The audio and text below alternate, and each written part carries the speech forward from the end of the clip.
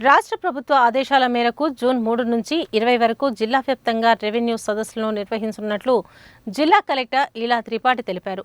Revenue సంబంధిత సమస్యలను పరిష్కరించడానికి వీటిని ఏర్పాటు చేశామని తెలిపారు.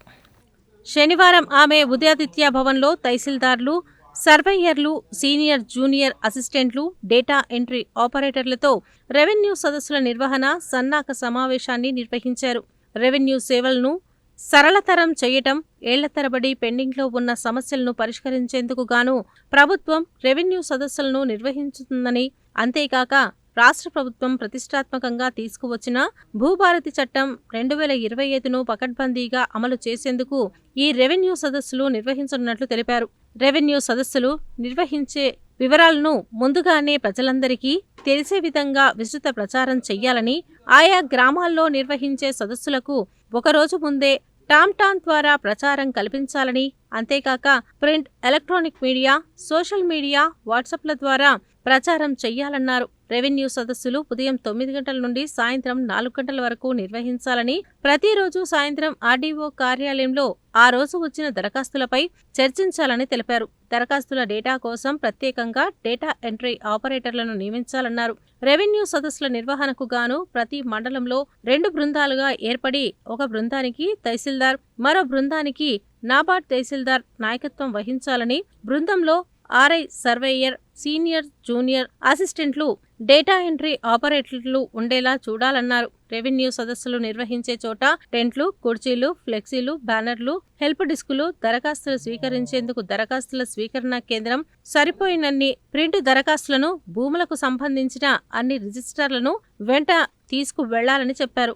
దరఖాస్తు స్వీకరించిన తర్వాత దరఖాస్తుదారునికి రసీదు ఇవ్వాలని, దరఖాస్తును ఆయా కేటగిరీల వారీగా విభజించి ప్రతిరోజు దరఖాస్తులకు సంబంధించిన వివరాలను తెలియచేయాలని ఆదేశించారు. అంతేకాక చిన్న మండలాల్లో దరఖాస్తులు తక్కువగా వచ్చిన చోట చదివి సిద్ధంగా ఉంచుకోవాలని, దరఖాస్తులు అన్నింటినీ జాగ్రత్తగా భద్రపరచాలని, అన్ని అంశాల పట్ల పూర్తి అవగాహన కలిగి ఉండాలని, అన్ని రిజిస్టర్లను జాగ్రత్తగా నిర్వహించాలని ఆదేశించారు. అనంతరం జిల్లా కలెక్టర్ ఇతర రెవెన్యూ అంశాలను సమీక్షిస్తూ రాష్ట్ర ప్రభుత్వం జూన్, జూలై, ఆగస్టు మాసాలకు సంబంధించి రేషన్ బియ్యాన్ని ఒకేసారి లబ్ధిదారులకు ఇవ్వాలని ఆదేశించినందున 3 నెలల రేషన్ బియ్యాన్ని ఒకేసారి పంపిస్తున్నామని, తహసీల్దార్లు ఈ అంశంపై ప్రత్యేక దృష్టి కేంద్రీకరించాలని, రేషన్ బియ్యాన్ని చౌక ధరల దుకాణాల్లో ఉంచేలా చర్యలు తీసుకోవాలని, 3 నెలల బియ్యం పంపిణీ విషయాన్ని అందరికీ తెలియచేసి తీసుకువెళ్లేలా చూడాలని కోరారు. బియ్యం అందుబాటులో ఉండేలా చూడాలని, ఈ విషయంపై తక్షణమే డీలర్లతో సమావేశం నిర్వహించాలని,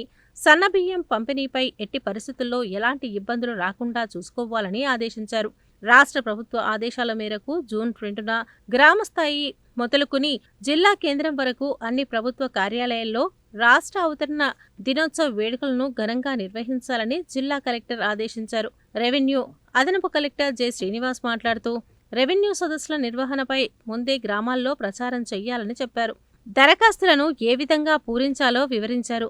ప్రతి దరఖాస్తుకు గ్రామాల వారీగా రసీదు ఇవ్వాలని, దరఖాస్తుల కేటగిరీ వారీగా విభజించుకోవాలని చెప్పారు.